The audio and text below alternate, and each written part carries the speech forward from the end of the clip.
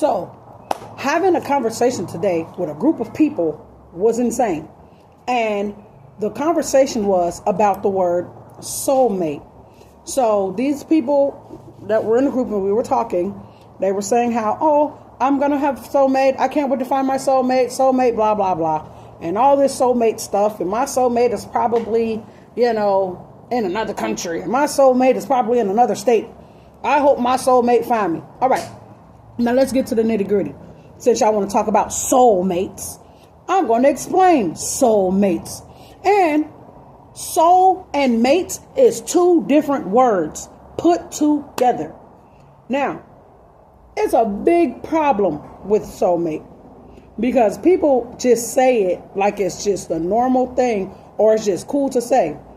You have to understand the definition of soulmate, and you have to understand the definition of soul, and you have to understand the definition of mate. So, I got my computer next to me. I got my book, my Bible, blah, blah, blah next to me. So y'all won't think I'm just throwing out words, making up stuff, and just saying stuff because I want to make a video. I'll swing my ponytail.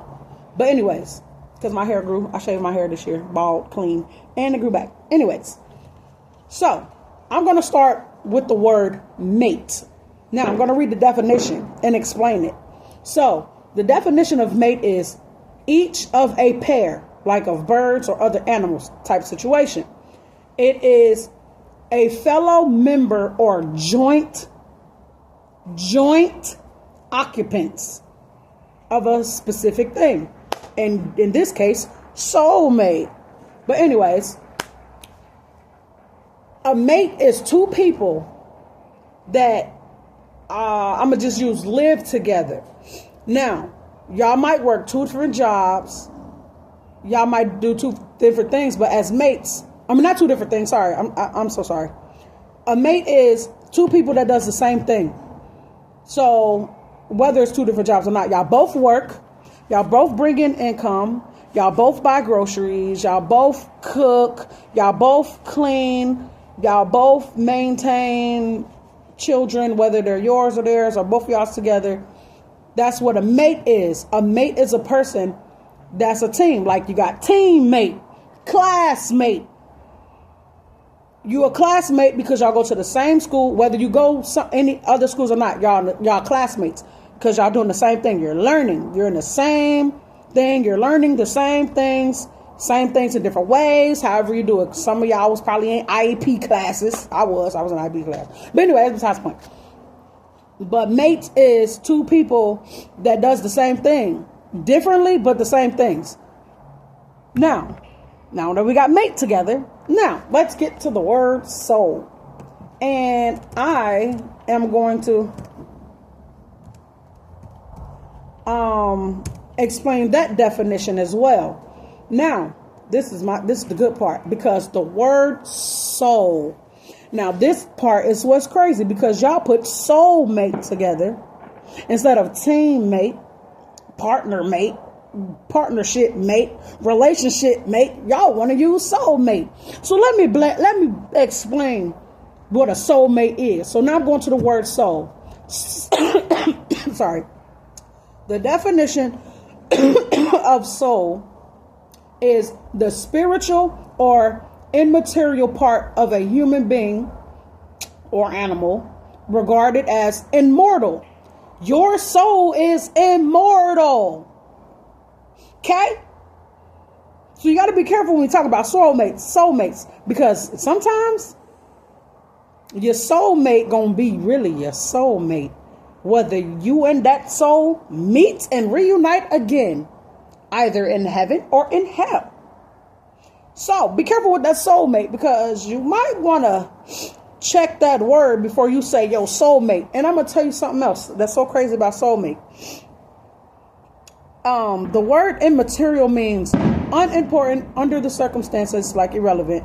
Now, the soul, you have spiritual rather than physical, or immortal, meaning live forever. That's your soul. So, put in pieces together, you would say, you can't wait to find your soulmate, blah, blah, blah, blah, right? So then you turn around and you really believe it. Now, here's the crazy part. Y'all be thinking, oh, God is going to send me a man that loves me and wants me and only cares about me. Here's the problem. What do you do with your physical body that your soul is in for God to be sending you something you want? Because here's the crazy part. The devil can send you a soulmate too. Because guess what? The devil knows, and I'm going to go for the women first real quick. The devil knows that we want our man to love us and only us. We want our man to cater to us and, be the man he's supposed to be. Don't cheat, don't lie, don't hurt our feelings, don't make us cry, none of that. We want our soulmate to be, all in for us. But here's the problem. You shouldn't want your soulmate to do that first. You want your soulmate to want God, to want to read, to want to study, to want to do everything. You can really tell when God sent you somebody and when the devil sent you somebody. Now, I'm gonna tell you something that's real tricky. Not saying the devil sent them, but some things you could pinpoint. Like, for example, you might have you've been in a relationship, and say your relationship it's been 2 years and y'all been together. He ain't cheated. He ain't lied to you. If he was late coming home, he had an explainable story that was easy to explain. He pay all the bills. He even clean up. He even cook. He even wash the kids. He even do laundry. You know what I'm saying? He do all this good stuff. But y'all always miss the most important part of a relationship. Now, men, I ain't gonna get to the important part yet. I'm gonna get to that part in a minute. Now, men, y'all want the same thing. Y'all want a woman that can cook, that can clean, that can do this. Some of y'all might want y'all woman to work. Some of y'all might not want y'all woman to work. She's not a liar. She's not a cheater. She love you. You love her. Y'all do this. Y'all do that. There's some relationships where y'all both like going to clubs. Y'all both like going to parties and bars and drinking and turning up. She might go with her homegirls and she's comfortable with you going with your homeboys. You're comfortable with her going with her homegirls. Y'all can go to bachelorette parties and all types of hotel. Have fun in Miami, and she might have been the most loyalist person. He may have been the loyalist person. Cool. That is all handy dandy bandy. But I'm going to tell you something. That's what the devil sends. You feel me? That's what the devil sends. Because guess what? Neither soulmate, as y'all say, is reading together. You're not studying the word together. Y'all not praising and worshiping together.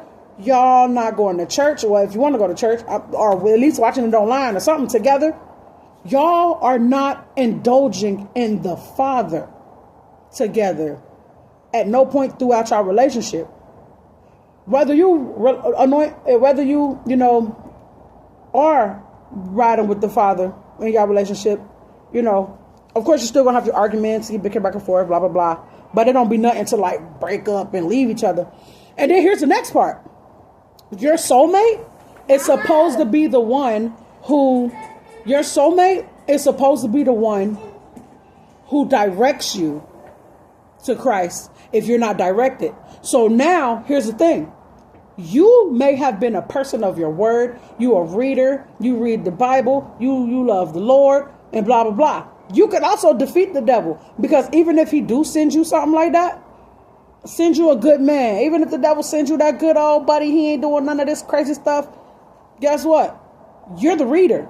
You're the studier. You're the worshiper. You're the one that's into God. You're the one be sitting on your bed with your book reading. You're the one praising, worshiping. Make that your other half join you. Now, this is the part where you'll know. If he don't join you, or if she don't join you, she was not your soulmate. He was not your soulmate. I'm just trying to tell you.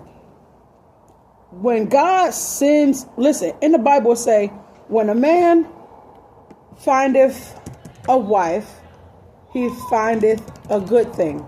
And hold on.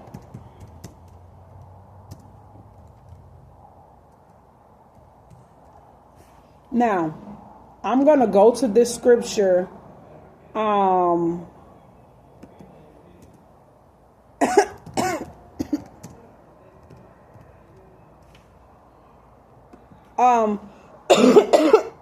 Proverbs 18:22 say, he who finds a wife finds a good thing and obtains favor from the Lord. When you're a man looking for a woman, you have to be the man of God. If you're not a man of God, of course, all your relationships going to be sour. Of course, you're going to think, oh, you lost something good and can't get it back, or they lost something good and they can't get it back. You know, this, like, God wants you to indulge in him, whether you're single and by yourself or whether you're in a relationship. Get away from me. This dog get on my nerves. Whether you're in a relationship or not, like whether y'all friends, it don't matter what it is. When two people can indulge, that makes them your soulmate.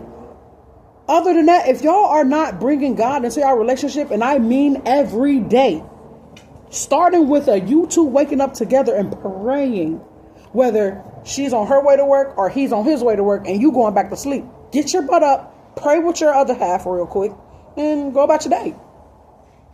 And then when they leave, say one slight little prayer. I pray that they have a good day. You know, pray at night before y'all go to bed. Pray.